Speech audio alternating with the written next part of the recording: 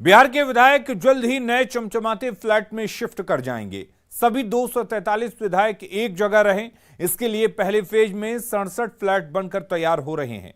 यूं तो जुलाई के अंत तक फ्लैट का काम पूरा हो जाना है, लेकिन निर्माण कार्यों का जायजा लेने के बाद विधानसभा अध्यक्ष विजय कुमार सिन्हा ने कहा कि 15 अगस्त तक विधायक इस फ्लैट में शिफ्ट हो जाएंगे।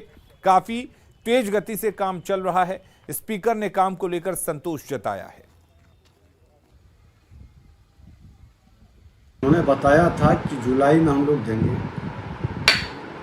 लेकिन हमको लगता है कि 15 अगस्त के पहले हम सभी माननीय विधायकों को लगभग फ्लैट दे पाएंगे और विधानसभा के सभी विधायक को फ्लैट उपलब्ध हो जाएगा अगस्त के पहले तक, ऐसी संभावना है।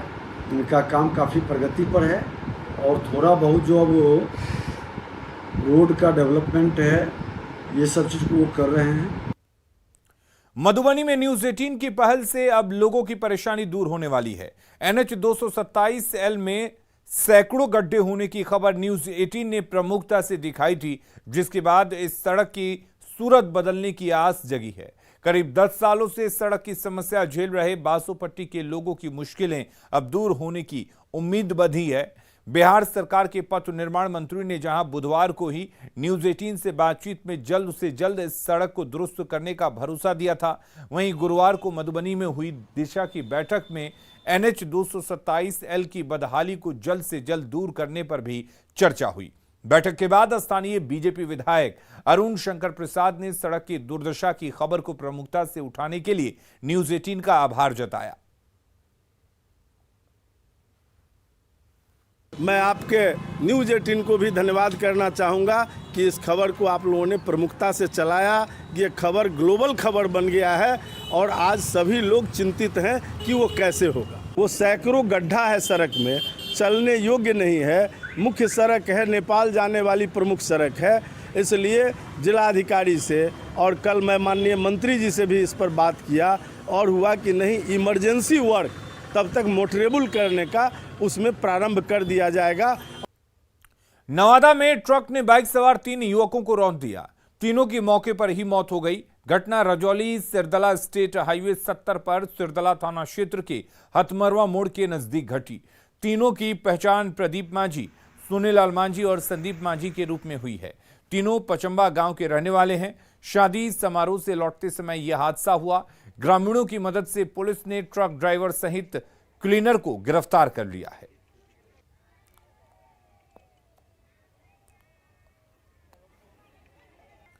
छपरा में निगरानी की टीम ने एक घूसखोर सब इंस्पेक्टर को गिरफ्तार किया है, जिसके पास से घूस के 26,751 रुपए भी बरामद किए गए। गिरफ्तार घूसखोर SI प्रभाकर भारती मढ़ौरा थाने में तैनात है, जो किसी केस में एक आरोपी की गिरफ्तारी के एवज में घूस ले रहा था। निगरानी की टीम ने SI को मोटर पार्ट्स खरीदते गिरफ्तार किया है।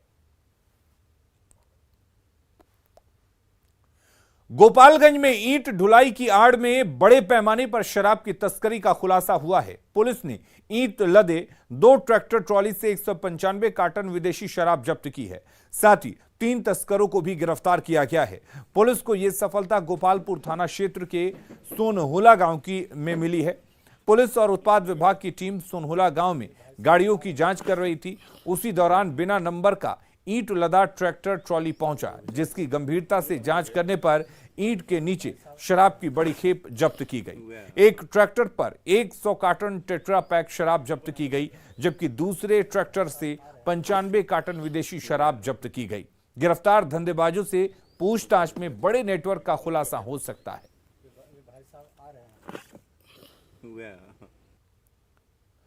और बिहार में कोरोना पर अपडेट आपको दे दें। 24 घंटे में 116 नए केस मिले हैं। बड़ी खबर आपको बता दें, बिहार में एक बार फिर से कोरोना के आंकड़े डराने लगे हैं। 24 घंटे में 116 नए केस मिले हैं और इसके साथ ही एक्टिव मरीजों की संख्या बढ़कर 491 हो गई है। सिर्फ पटना में 57 नए केस मिले हैं और आपको बता दें 24 घंटे में 1,56,353 सैंपल की जांच की गई।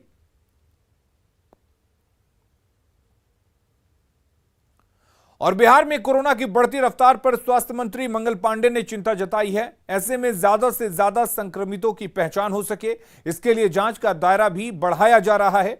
राज्य में हर दिन 1 लाख से ऊपर जांच हो रही है। स्वास्थ्य मंत्री ने लोगों से जल्द सेकेंड डोज लेने की अपील की और सावधानी बरतने को कहा है।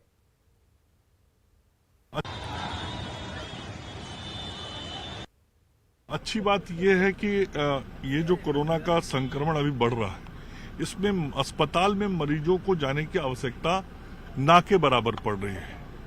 फिर भी हम सब लोगों ने लगातार कोरोना की जांच को बढ़ाया है। आम लोगों से भी आग्रह होगा कि अभी भी जिन लोगों ने सेकेंड डोज नहीं लिया है, जिन लोगों ने बूस्टर डोज नहीं लिया है, वो जरूर लें, ताकि हम इस कोरोना के खिलाफ लड़ाई को बेहतर तरीके से लड़ सकें। मुजफ्फरपुर जंक्शन पर भी कोरोना जांच के लिए कई स्टॉल लगाए गए हैं, लेकिन यात्रियों की संख्या को देखते हुए यह व्यवस्था नाकाफी साबित हो रही है। वहीं स्टेशन पर उतरने वाले यात्री भी कोरोना जांच से बचने के लिए कई बहाने बनाकर निकल जाते हैं। जायजा लिया संवाददाता प्रियांक सौरभ ने। पूरे देश में एक बार फिर से कोरोना ने एकाएक रफ्तार पकड़ ली है और बात बिहार की करें तो वहां बिहार में एक दिन में 100 से अधिक मामले सामने आने लगे हैं। ऐसे में जैसे ही चौथे लहर का अंदेशा दिखने लगा है, इसको लेकर अब प्रत्येक स्टेशनों पर कोरोना जांच करने की बात कही गई है, व्यवस्थाएं भी कर दी गई है। लेकिन आप देखेंगे यहाँ पर तमाम गाड़ियाँ यहाँ से जब आती है और पैसेंजर्स जब आते हैं तो यहाँ पर जांच किस तरीके से हो रहा है, अभी भी बहुत कम जांच हो रहा है।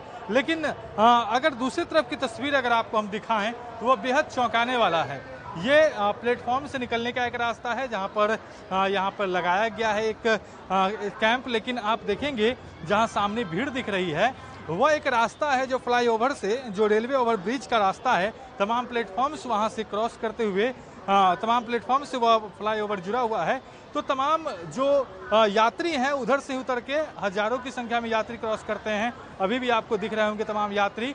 तो ये यात्री वहां से क्रॉस करते हैं, वहां पर एक भी जो है वह टेबल नहीं लगाया गया है। किसी भी जो स्वास्थ्य कर्मी है उनको वहां पर तैनाती नहीं की गई है। बताया गया है कि सुबह में एक टाइम में वहां पर तैनाती की जाती है। लेकिन यह बेहद आश्चर्यजनक बात है कि जहां पर सबसे ज्यादा भीड़ क्रॉस करती है, जहां से सबसे ज्यादा यात्री क्रॉस करते हैं, वहां पर एक भी जांच नहीं हो रहा है। ये ना जांच नहीं कराना चाहते हैं। वो बोलते हैं हम वैक्सीनेटेड हैं।